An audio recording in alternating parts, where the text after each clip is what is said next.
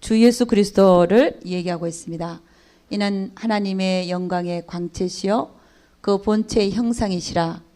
그의 능력의 말씀으로 만물을 붙드시며 죄를 정결케 하는 일을 하시고 높은 곳에 계신 위엄의 우편에 앉으셨느니라. 할렐루야. 예. 오늘 이 말씀을 가지고 말씀 증거하는 시간을 갖도록 하겠습니다.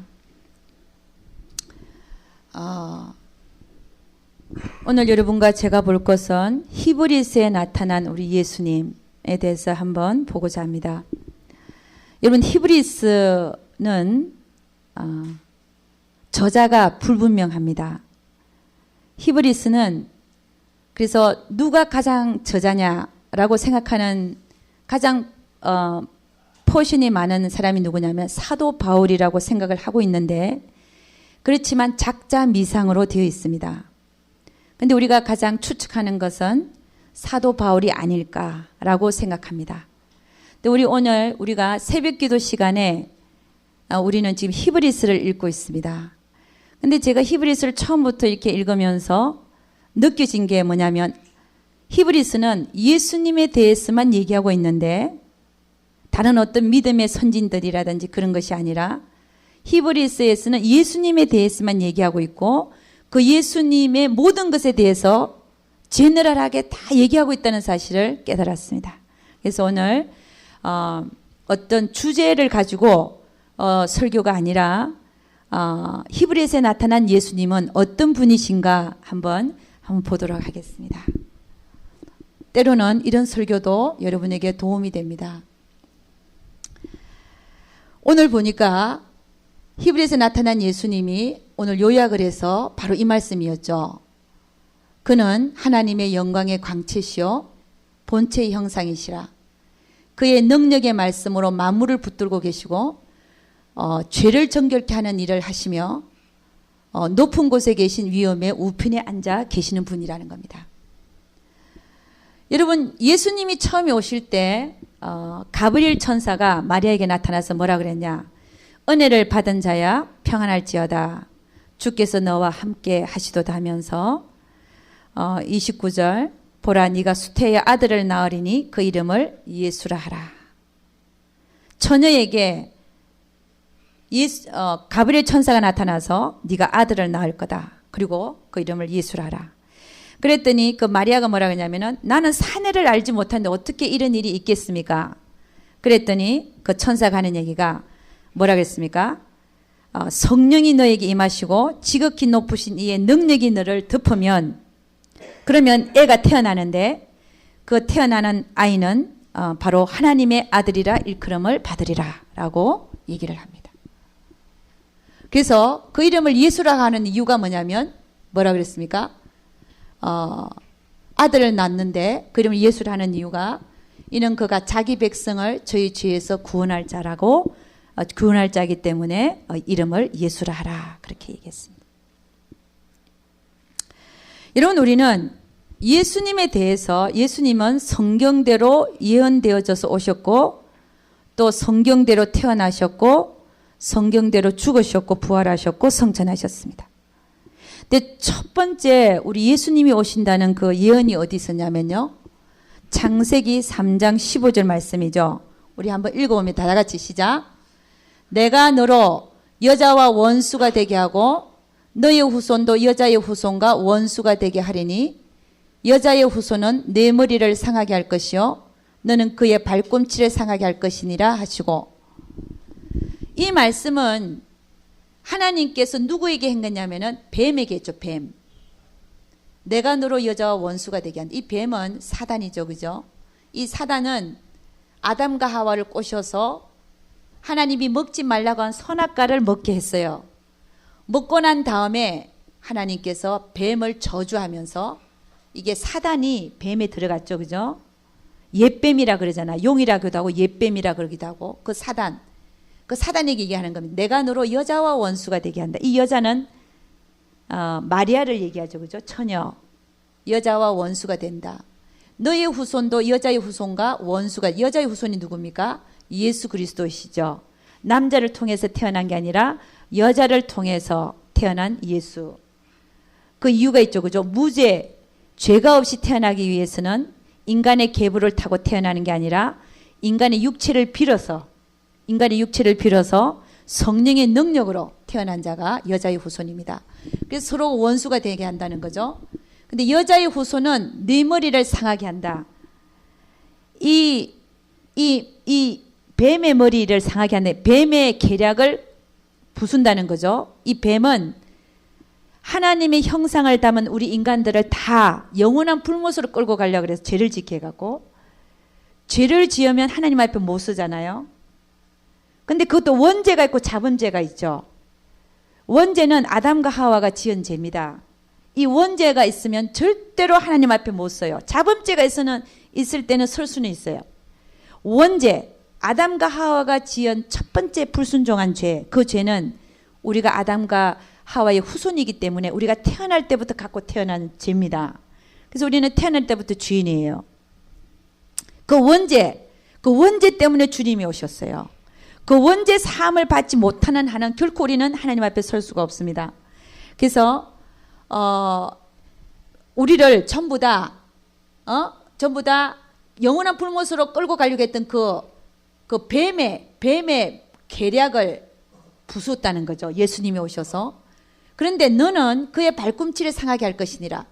이 너는 또 사단을 얘기하고 있지 않습니까? 그의 발꿈치를 상하게 한다. 여러분, 예수님을 십자가에 못 박은 장 본인이 세 주류가 있어요. 예수님을 십자가에 못 박은 자가 첫째 누구냐? 하나님입니다. 하나님 자신입니다. 왜냐하면 우리 모두를 구원해야 되기 때문에 하나님의 계획이었습니다.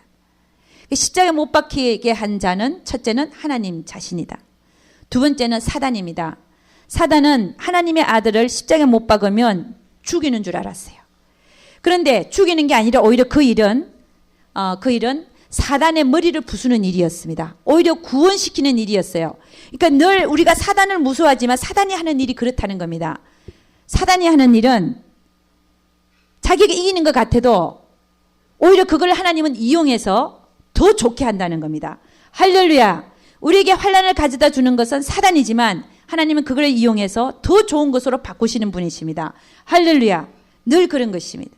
그래서 사단은 발꿈치를 상하게 했어요. 그게 십자가 못 박는 사건이었지만 그 사건이 오히려 그의 머리를 부수는 사건이었다는 것입니다. 그래서 우리 예수님을 십자가 못 박은 장본인들이 누구냐? 세 가지가 있죠. 첫째는 하나님이다. 하나님은 세상을 이처럼 사랑하사 독생자를 주셨으니 그를 믿는 자마다 멸망치 않고 영생을 얻게 하려 함이라. 하나님이 못 박으셨습니다.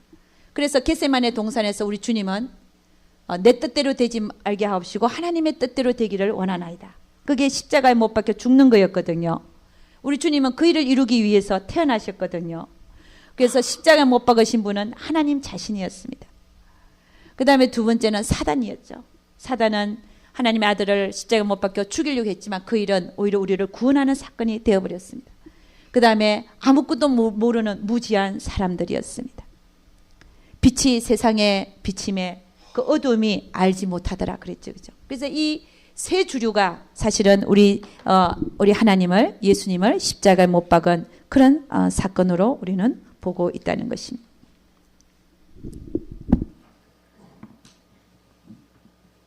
그래서 우리가 믿는 이 하나님이 누구냐는 것이죠. 누구냐? 그분은 하나님이시라는 것입니다. 하나님이다. 오늘 이걸 보니까 그분은 누구냐면은 하나님은 그 본체의 형상이시라. 그는 하나님이라는 거죠. 그리고 빌립보서 2장 5절에 보면은 그는 하나님의 본체시나 하나님과 동등됨으로 여기지 아니하시고 종의 형태로 나타나서 사람의 모양으로 사람의 모습으로 나타나서 십자가에 죽기까지 복종하셨으니 그를 하나님의 본체라고 얘기를 하고 있는 것입니다. 그 다음에 두 번째는요, 하나님은 어떤 분이시냐? 그분은 어떤 분이냐? 봅니다. 그는 그 능력을 보면 말씀으로 만물을 붙들고 계시는 분이라는 거예요. 여러분, 우리 하나님은 말씀으로 이 세상을 창조하시고 그분이 하나님인데 말씀으로 만물을 붙들고 계신다. 그게 히브리스에서 어떻게 얘기를 하고 있냐 보죠. 히브리스에서 금방 읽은 그의 능력의 말씀으로 만물을 붙드시며 히브리에서 얘기하고 있죠. 또 히브리서 1장 10절에 보면 이런 말씀이 있습니다. 또 주여 태초에 주께서 땅에 기초를 두셨으며 하늘도 주의 손으로 지으신 바라. 히브리서 11장 3절 믿음으로 모든 세계가 하나님의 말씀으로 지어진 줄 우리가 아나니 보이는 것은 나타난 것으로 말미암아 된 것이 아니니라. 그러니까 모든 세계가 하나님의 말씀으로 지어져서 그 말씀으로 붙들고 계신다는 거예요. 이게 무슨 얘기입니까? 하나님이 말씀으로 이 세상을 창조하셨다는 거예요. 그리고 말씀으로 이 만물을 붙들고 계시네. 그러면 이 얘기가 무슨 얘기냐면 하나님이 이 하늘과 땅을 보고 떨어져라 그러면 떨어지고 세워져라 그러면 세워지고 말씀 한마디에 모든 것이 다 일어난다는 것입니다. 하나님이 지금 이 세상을 유지하고 계신 것도 하나님의 말씀으로 붙들고 계신다는 것이에요. 할렐루야. 하나님의 말씀이 이렇게 능력이 있다는 것입니다. 하나님의 능력은 그러니까 이분은 누구냐? 창조주 하나님이라는 거죠. 우리가 믿는 예수님은 창조주 하나님이시라는 것을 말씀하고 있습니다. 그 다음에 히브리서 3장 4절을 보면 집마다 지은 이가 있으니 만물을 지으신 이는 하나님이시라. 그러니까 여러분 우리는 누굴 믿고 있냐? 창조주 하나님을 믿고 있는 것입니다.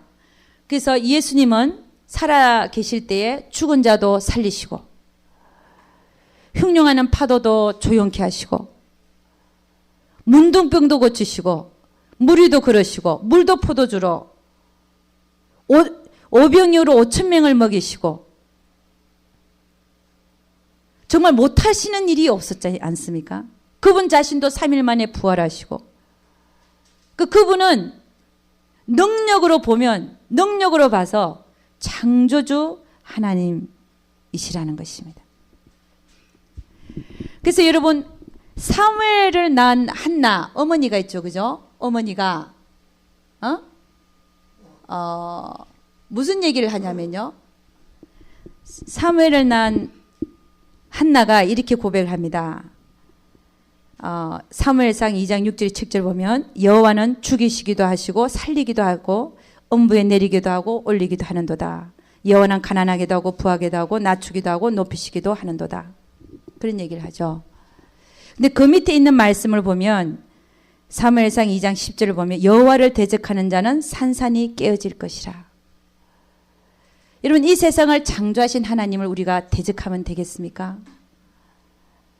그 크신 하나님을 우리가 대적하면 되겠냐 말씀입니다. 근데 한나는 뭐라고 얘기했냐? 여호와를 대적하는 자는 산산이 깨어질 것이라. 저는 이 말씀이 너무 좋아요. 저는 이 말씀을 하루 종일 묵상하고 있고 싶어요. 여호와를 대적하는 자는 산산이 깨어질 것이라. 이 세상의 모든 것이 하나님에 의해서 지어졌고 하나님의 뜻에 의해서 돌아가고 또 우리의 모든 것들도 주님의 손 안에 있고 모든 인생도 모든 것들이 그분의 뜻 안에 있는데 우리가 그분을 대적하면 대적한다는 그게 있을 수가 없는 것 같아요. 그래서 하나님을 대적하여 높아지지도 말고 그런 말 있잖아요. 하나님을 대적하여 높아지는 거 이런 것도 있죠. 말씀에. 우리는 결코 우리 인생에서 하나님의 뜻 앞에 하나님을 대적하는 그런 일들이 없을 수 있기를 주의 이름으로 축원합니다. 로마서 10장 이 좋은 하나님을 우리가 어떻게 영접을 하냐 이거죠. 로마서 10장 9절에서 10절을 보면 우리는 구원받는 길이 열려져 있습니다.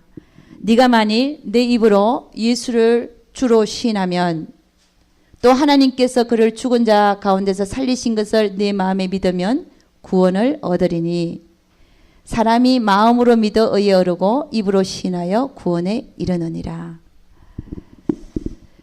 여러분 우리는 아까 우리 기도에서도 나왔는데 마지막 시대를 살고 있습니다. 근데 사람이 마음으로 믿어 의에 이르고 입으로 시인하여 구원에 이른다. 우리는 어떤 일이 있어도 우리 입으로 주를 부인하는 일은 없어야 될 줄로 믿습니다. 누구든지 사람 앞에서 나를 시인하면 내가 거룩한 천사와 하나님 아버지 앞에서 내가 그를 시인할 것이요.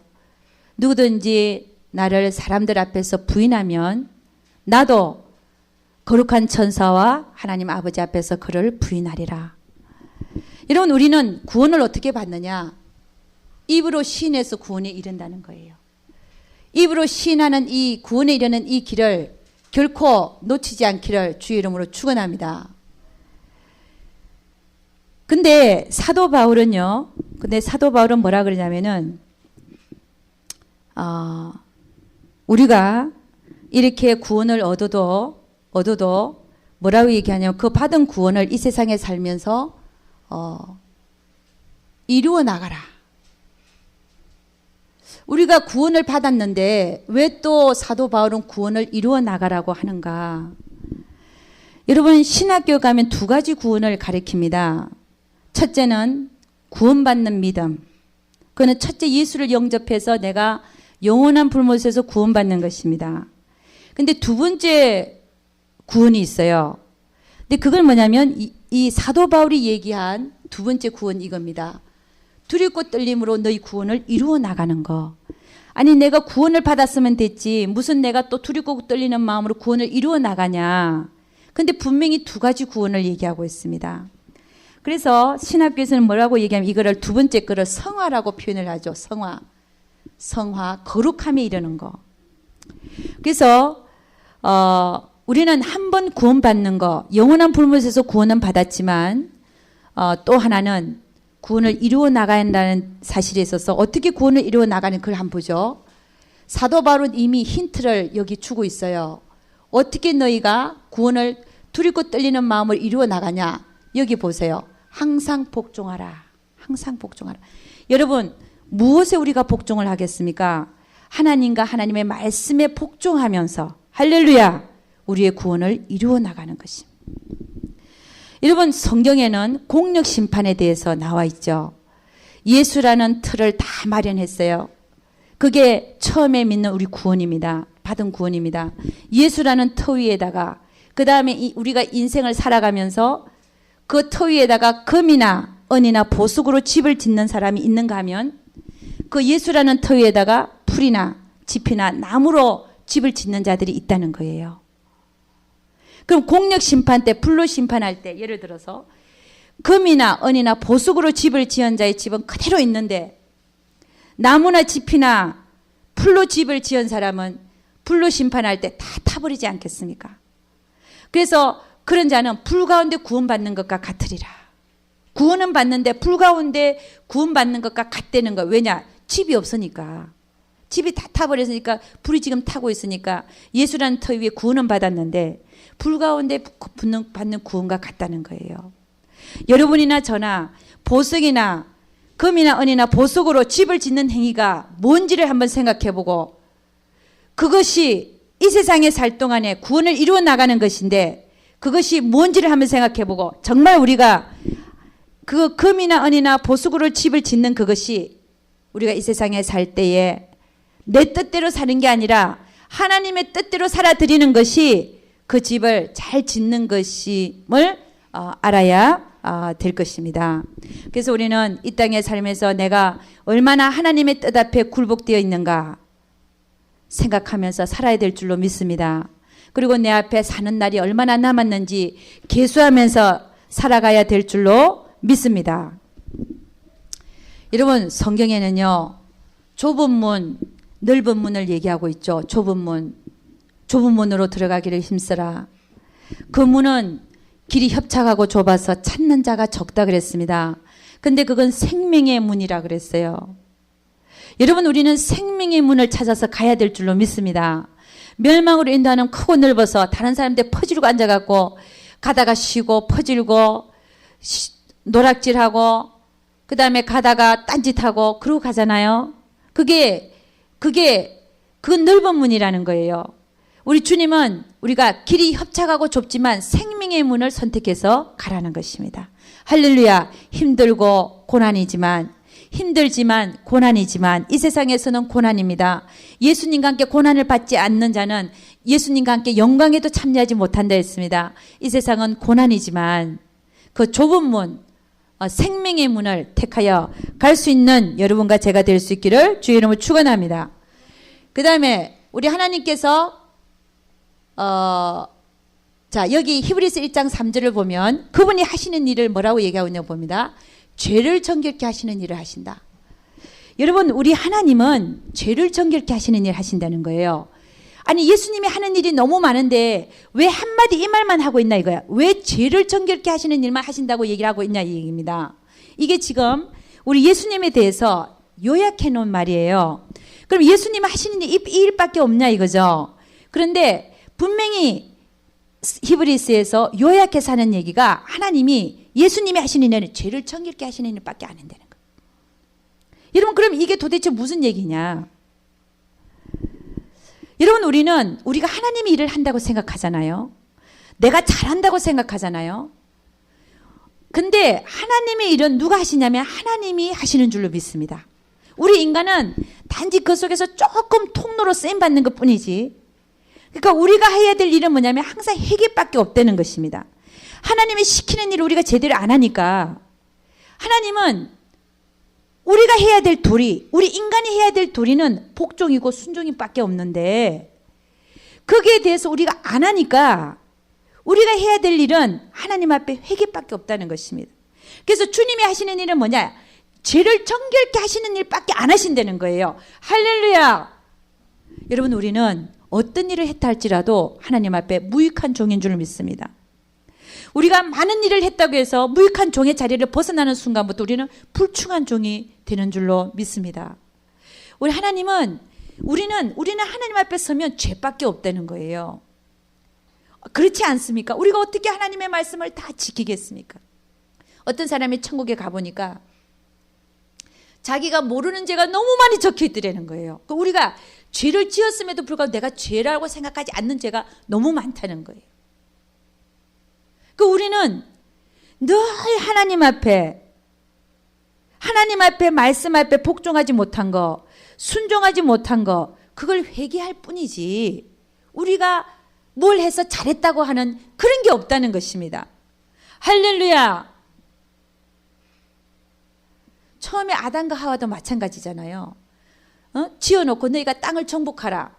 생육하고 번성하고 이 땅을 정복하라 그랬는데 하지 말라는 짓을 해가지고 그렇잖아요. 결국 구세주가 오셔야 되고 또 그분이 오셔서 우리의 죄를, 모든 인간의 죄, 우리가 죄를 풍덩 빠져버렸잖아요. 죄를 정결케 하시는 일을 그분이 하신다는 것입니다.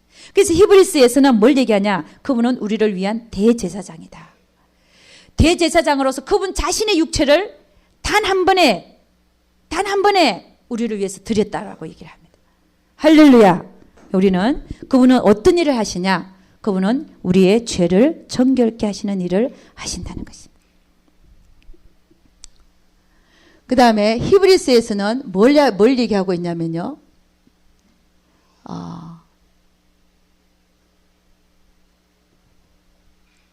믿음에 대해서 얘기하고 있습니다.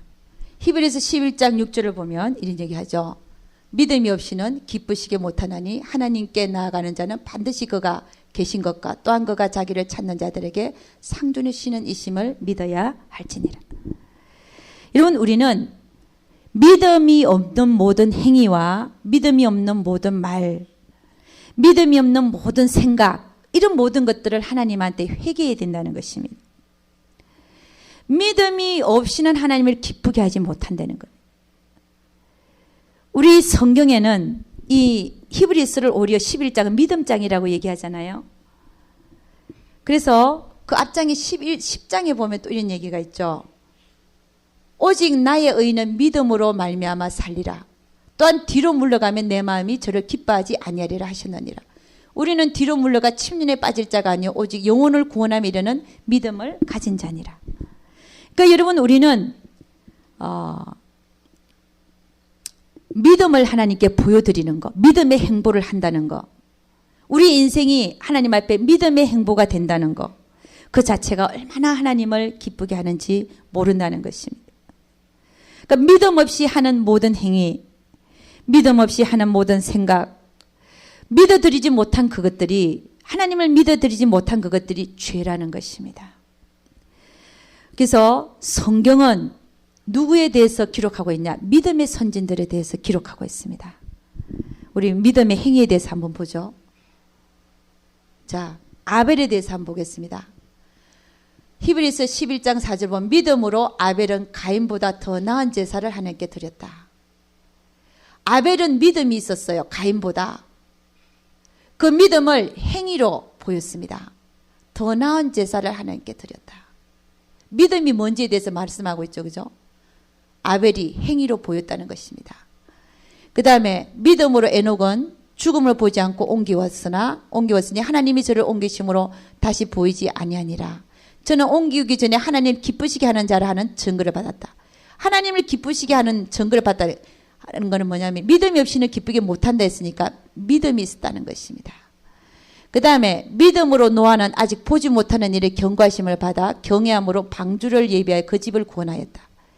노아는 믿음으로 120년을 버틴 사람입니다. 그게 행동으로 나타났잖아요. 여러분, 믿음은 보이게 되어 있습니다. 믿음은 생각으로만 하는 게 아니라 교류로만 있는 게 아니라 믿음은 우리의 삶에 나타나게 되어 있다는 것입니다. 믿음이 있는 행위가 있어야 된다는 것입니다. 믿음은 다 행위로 나타나는 것입니다. 믿음은 내 삶에서 나타나야 한다는 것입니다. 성경은 믿음의 선진들의 행위에 대해서, 믿음의 삶에 대해서 이렇게 기록하고 있다는 것입니다. 그 다음에 아브라함에 대하여 믿음으로 아브라함은 부르심을 받았을 때 순종했다. 그래서 장래 기업으로 받을 땅에 나갈새 갈 바를 알지 못하고 나아갔으며, 여러분, 믿음이 없이는 하나님을 기쁘시게 하지 못하는 일. 여러분, 우리의 인생은 믿음의 행보가 되어야 됩니다. 할렐루야. 그 믿음이 말로만 되는 게 아니라 행위에, 삶에 나타나야 된다는 것입니다. 그래서 우리 야고보서 한번 보죠. 야고보서 보면은 내 형제들아, 만일 사람이 믿음이 있노라고 행함이 없으면 무슨 이익이 있으리요? 그 믿음이 능히 자기를 구원하겠느냐? 행위가 없는 믿음은 자기를 구원하지 못한다는 거예요. 이와 같이 행함이 없는 믿음은 그 자체가 죽은 것이라. 혹이 가로되 너는 믿음이 있고 나는 행함이 있으니 행함이 없는 내 믿음을 내게 보이라. 나는 행함으로 내 믿음을 너에게 보이리라. 아, 허탄한 사람아, 행함이 없는 믿음이 헛것인 줄 알고자 하느냐. 그렇죠? 그 다음에 보면 요약하겠습니다. 영혼 없는 몸이 죽은 것 같이 행함이 없는 믿음은 죽은 것이니라. 여러분, 영혼 없는 몸이 어떤 몸입니까? 죽은 몸이죠. 사람이 죽으면 영혼이 떠나버립니다. 그죠? 그럼 그 몸은 어때요? 나무 토막같이 되잖아요. 최진실이가 자살했습니다. 최진실이가 살아있을 때는 얼마나 연기를 잘했습니까? 자, 연기 잘하더라고요. 그런데 그 목욕탕에서 뭘 했대나? 밴데지로 목을 칭칭 감았대네요. 그리고 죽고 나니까 쫙 뻗었잖아요. 그게 뭡니까? 영혼 없는 몸이 그런 거예요. 영혼 없는 몸이. 근데 이게 뭐냐면 행함이 없는 믿음이 바로 이런 거라는 거예요. 행함이 없는 믿음. 여러분, 우리 다시 한번 생각해 봐야 될 줄로 믿습니다. 행함이 없는 믿음은 영혼이 없는 몸이 죽은 것과 같다는 거예요. 그래서 여러분, 우리는 믿음 우리가 하지만 그 믿음이 삶에 나타날 수 있기를 주의 이름으로 축원합니다. 그래서 우리가 때로는 하나님 앞에 나와서 하나님, 내가 나의 믿음 없는 것을 용서하여 주시옵소서라고 기도해야 될 줄로 믿습니다. 여러분, 그 다음에는요, 예수님은 지금 어디 계시면 무슨 일을 하고 계시는가? 이게 히브리서에 나왔다 그랬죠. 이게 어디 계시냐면요, 얘기했잖아요. 지금 주님 어디 계시냐? 높은 곳에 계신 위엄의 우편에 앉으셨다. 높은 곳에 계신 위엄의 우편에 앉으셨다.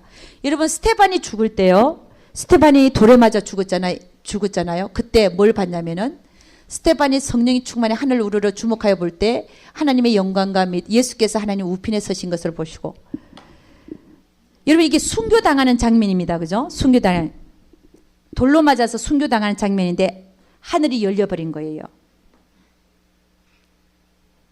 하늘이 열려버렸어요.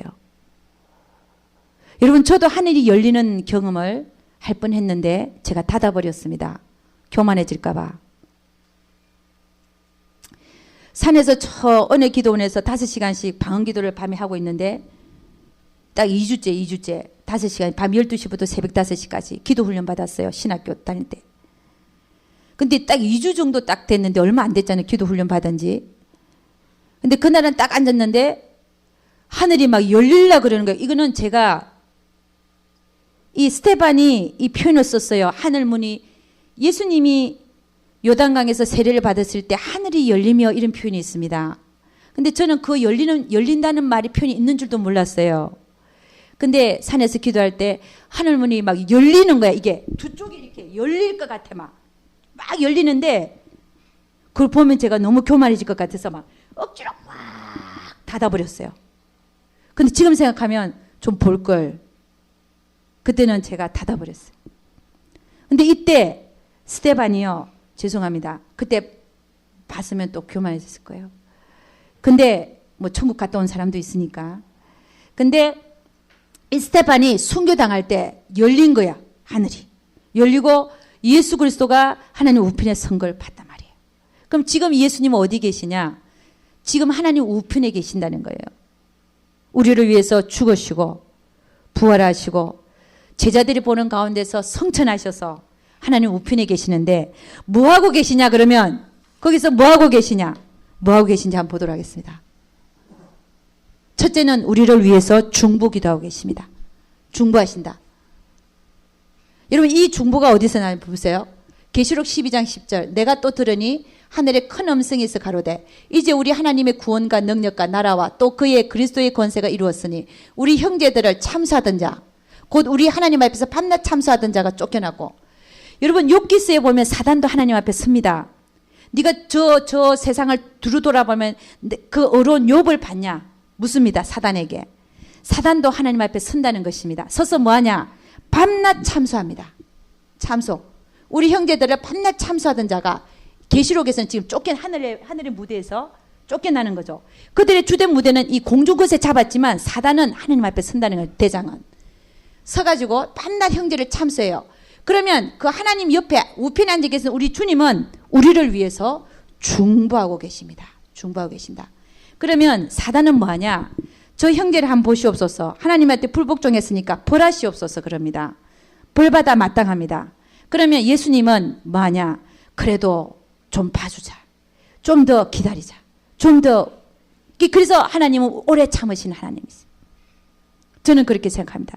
주님이 중보하고 계시기 때문에 우리를 오래 참아주시는 하나님. 왜냐하면 구약에 보면요. 주님이 없을 때는 바로 즉각 임했어요. 벌이. 근데 우리 신약에 와서는 우리가 잘못해도 또 가서 빌고 또 참아주시고 또 이게 모든 게 뭡니까? 우리 주님이 중보하고 계시기 때문에 저는 그렇다고 생각합니다. 주님은 뭐하고 계시냐? 우리를 위해서 기도하고 계신다. 할렐루야. 그 다음에 두 번째는 뭐하냐? 우리를 위해서 처소를 마련하고 계십니다. 이거는 우리 요한복음 14장 1절 3절 한번 읽어보죠. 너희는 마음에 근심하지 말라. 하나님을 믿으니 또 나를 믿어라. 내 아버지 집에 거할 곳이 많도다. 그렇지 않으면 너희에게 일러서리라. 내가 너희를 위하여 처소를 예배하러 가노니 가서 너희를 위하여 처소를 예배하면 내가 다시 와서 너희를 내게로 영접하여 나 있는 곳에 너희도 있게 하리라. 우리 주님은 지금 뭐하고 계시느냐? 중보하고 계시면서 우리가 거할 처소를 마련하고 계신다는 것입니다. 할렐루야. 네. 마치라는 신호가 들어오고 있습니다. 네, 한 가지가 더 남았습니다. 그 다음에 히브리서는 뭘 얘기하고 있냐? 그가 다시 오신다는 것입니다. 여러분 이 차례를 한번 보죠. 그분은 하나님이시다. 그분은 말씀으로 이 세상을 붙들고 계신다. 그가 어떤 일을 하고 계시냐? 죄를 정결케 하시는 일을 하고 계신다. 그 다음 지금 무슨 일을 하고 계시냐? 하늘에서 우리를 중보하시고 처소를 마련하고 계신다. 그 다음에는 무슨 일을 하실 거냐? 다시 오실 것이라. 이 히브리서에서 다 얘기하고 있어요. 그래서 저는 히브리서를 다시 한번 히브리서가 얘기하는 게 이 전부 다 예수님이 어떻게 해서 오셨고 무슨 일을 하시면 어떻게 하실 것이라는 걸 말하고 있구나를 깨달았습니다. 자, 히브리서 1장 6절을 보면 한번 보도록 하겠습니다. 또 마다들을 이끌어 세상에 다시 들어오게 하실 때에 세상에 다시 들어오게 하신다는 거예요. 세상에 다시 들어오시게 하나님의 모든 천사가 저에게 경배할지어다 말씀에 경배가 빠졌습니다. 그 다음에 히브리서 10장 37절 말씀 잠시 잠깐 후면 오실 리가 오시리니 지체하지 아니하시리라. 히브리서 3장 14절 보면 우리가 시작할 때 확실한 것을 끝까지 견고히 잡으면 그리스도와 함께 참여한 자가 되리라. 여러분, 우리 주님은 다시 오신다는 것입니다. 우리는 예수 믿을 때 아주 기쁨으로 맞았어요. 여러분, 예수 믿을 때 얼마나 기뻤습니까? 그때 주님께서 들려주시고 보여주시고 성령 체험하고 얼마나 기뻤습니까? 얼마나 주의 일을 많이 감당하고자 했습니까? 많이 헌신하고자 했습니까? 그 모든 것들을 주님이 오시는 그날이 되기까지 처음에 시작할 때 확실한 그것을 끝까지 견고히 잡으라는 것입니다. 내가 처음에 예수 믿을 때 받았던 거, 봤던 거, 환상으로 봤던 거, 꿈으로 봤던 거, 성령 체험했던 거, 하나님의 음성을 들었던 거, 그 모든 것들을 주님이 오시는 그날까지 견고히 잡고 있으라는 것입니다. 할렐루야. 그리하면 그리스도와 함께 참여한 자가 되리라. 여러분, 때로는 여러분, 하나님은 믿음의 어두운 밤을 지나게 하십니다. 처음에는 하나님께서 만나주셨고 들려주셨고 보여주시게 하는데 그 후부터는 안 들릴 수가 있습니다. 그게 믿음의 어두운 밤이죠. 근데 하나님은 그 터널을 또 지나게 하십니다. 왜냐? 보여주지 않아도 들려주지 않아도 그가 계신 것을 알고 따라오게끔 그 믿음을 성장시키기 위해서는 하나님은 그 믿음의 어두운 밤을 터널을 통과하게 한다는 것입니다. 그때에 우리는 더욱더 하나님을 찾아야지 뒤로 물러가 침륜에 빠지는 자가 되면 안 된다는 것입니다. 여러분, 노아가 처음에 하나님의 음성을 듣고 방주를 짓기 시작했습니다. 그 후에는 하나님이 안 나타났어요. 언제까지 안 나타나냐? 120년이 되기까지. 그건 믿음의 어둠의 그 터널이었습니다.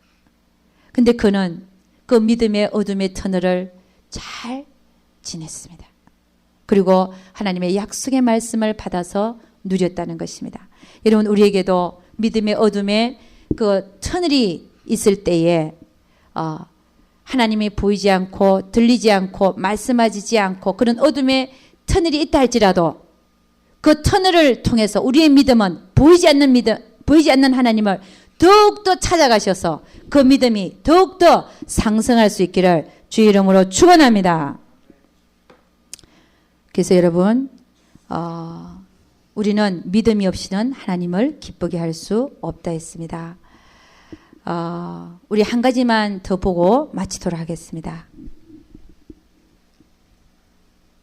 자, 이 구절입니다. 히브리서 9장 28절을 보면 이와 같이 그리스도도 많은 사람의 죄를 담당하시려고 단번에 들이신 바 되셨고, 그렇죠?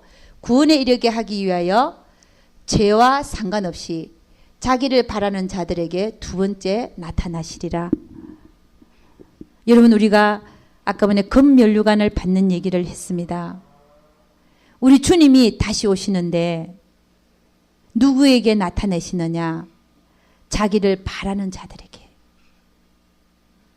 여러분, 우리는 이 세상을 살면서 주님이 다시 오시는 그 사실에 대하여 미뤄둘 게 아닙니다. 생각을 미뤄두고 주님이 오시는 거, 다시 오시는 거거나 하고 별로 상관이 없고 나는 이 세상에 살면서 잘 편안하게 잘 살고 가면 된다. 이런 게 아닙니다.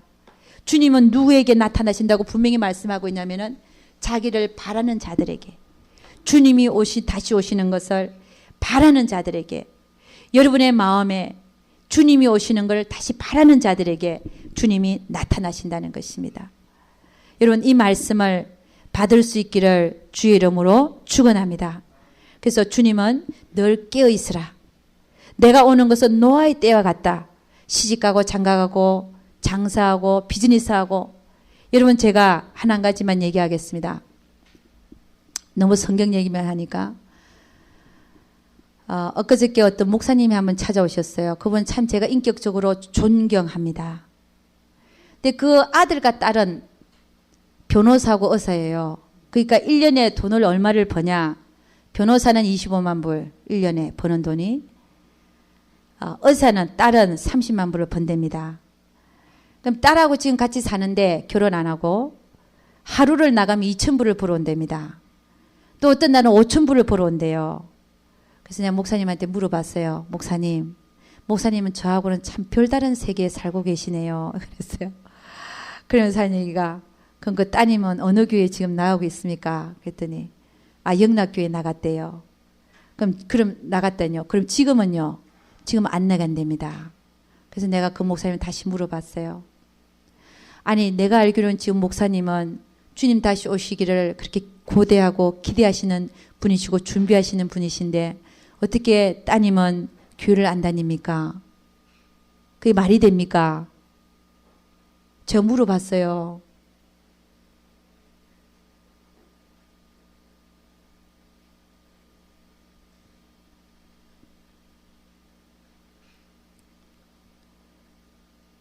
그랬더니 그래서 제가 좀 소개 좀 시켜달라 그랬어요. 나는 선교도 나가야 되는데 선교 나갈 그 비용도 좀 대라 그래야 되니까 좀 만나야 되겠다. 좀 소개 좀 시켜달라 그랬어요. 얘기 좀 하고 밥도 좀 같이 먹자 그랬어요.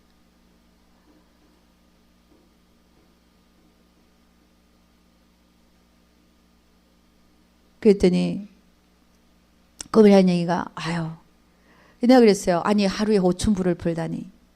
목사님 우리는 하루에 100불 벌어가지고 여기 쪽에서 저기 쪽에서 그러는데 그랬더니 서 목사님은 돈을 멀리 하시잖아요. 아니 내가 멀리 하는 게 아니라 그러고 살고 있는데 지금 그게 지금 나는 목사님을 이해할 수가 없다 그랬어요.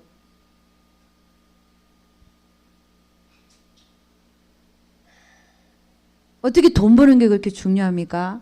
내 믿음은 참 저는 그 목사님을 존경하고 존중하지만 이해할 수 없는 일들이 있습니다. 어떻게 아들, 딸을 돈을 따라가게 만들었냐 이게입니다.